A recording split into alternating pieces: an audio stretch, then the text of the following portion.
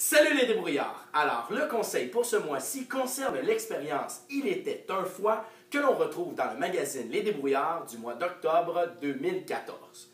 Le but de l'expérience, concevoir une réaction chimique qui va nous permettre de réallumer un bâton de bois.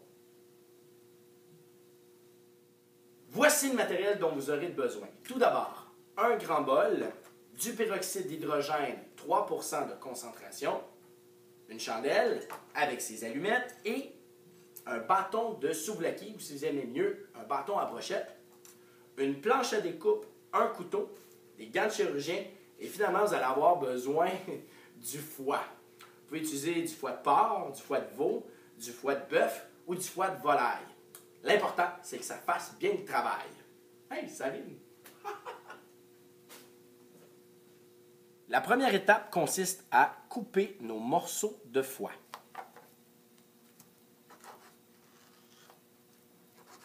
Je me sers de gants de chirurgien pour éviter d'y toucher parce que c'est pas très beau à voir.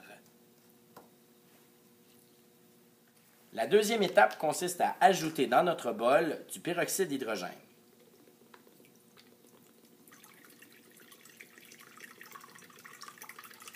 Ensuite, on allume notre chandelle à l'aide de l'allumette. On va prendre notre baguette de bois et on va l'allumer comme ceci.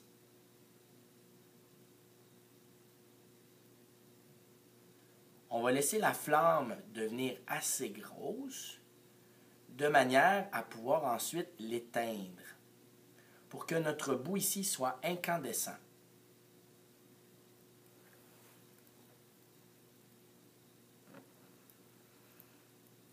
Comme ceci.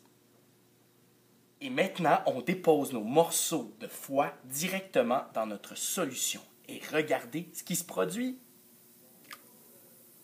Formation de bulles de gaz qui est due à une réaction chimique entre le foie et le peroxyde d'hydrogène.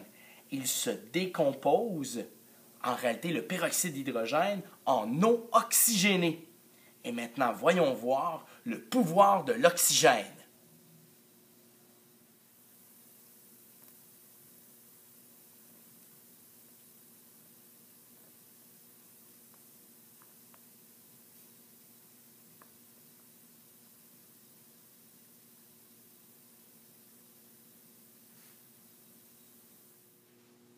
Alors, j'espère que l'expérience vous a plu.